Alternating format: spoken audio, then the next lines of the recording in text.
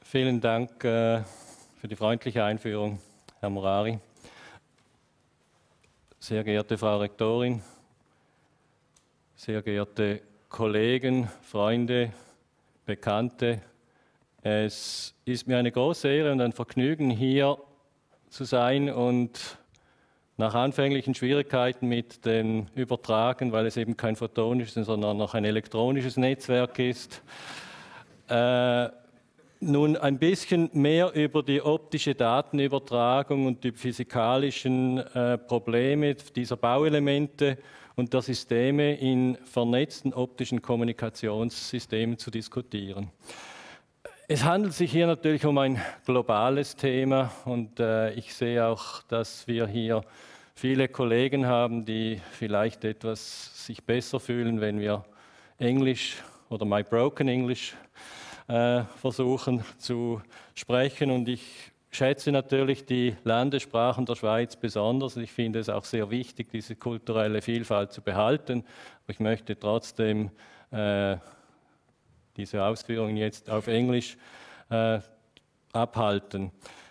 Photonic opportunities and challenges in a fully networked society is a topic that kept me busy over more than 20 years in various positions, mainly at IBM and with many friends that I see here also in the audience. It was a pleasure to work together, and I would like to describe a story about the evolution of optical communication and particularly the impact of optical communication in various systems. And as a physicist, address specifically some challenges in getting these building blocks from short distance to short distance, from longer distance, and all the concepts that have been thought of over many years. And I see, on the other hand, a lot of progress happening over the last, particularly 5-6 years. It is amazing what could be done, although one had to struggle repeatedly, but this is common for most of technologies, and it's the importance in understanding that data communication interconnects as well as data processing, logic, and data storing are interdependent, are closely connected.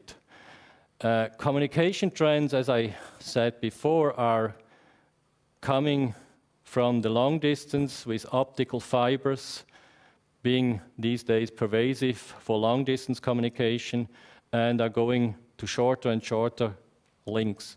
And what you see here on the one hand side is the landscape of the US, and going to the right side, you see today's data center with servers.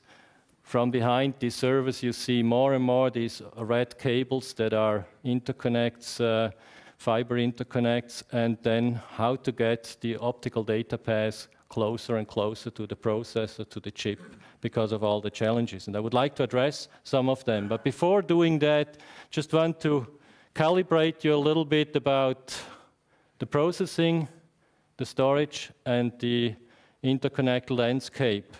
And it's mind-boggling what happened in the CMOS technology in getting processors further and further. And if you look at today's technology, you see that we are down to lithographical nodes of 60 and 45 nanometers now. And that means you have about 1.8 billion transistors per chip. And going further, with 22 nanometer nodes being already on the horizon, you will have, we will be approaching 10 billion transistors per chip, or billions per square centimeter already. And we are far away when we talk about optics of this integration density, but you also see that there are huge challenges there, namely that scaling these devices further and further, you will get into that red area where you have a few nanometers, meaning a few atoms at the end of the day. Not only vertically, as you see on that picture on the upper side, where you have only 4 or 5 atomic layers to control a gate of today's dielectric. And that's why innovation comes in through materials, and that's also where my position at Empa comes very close to this work.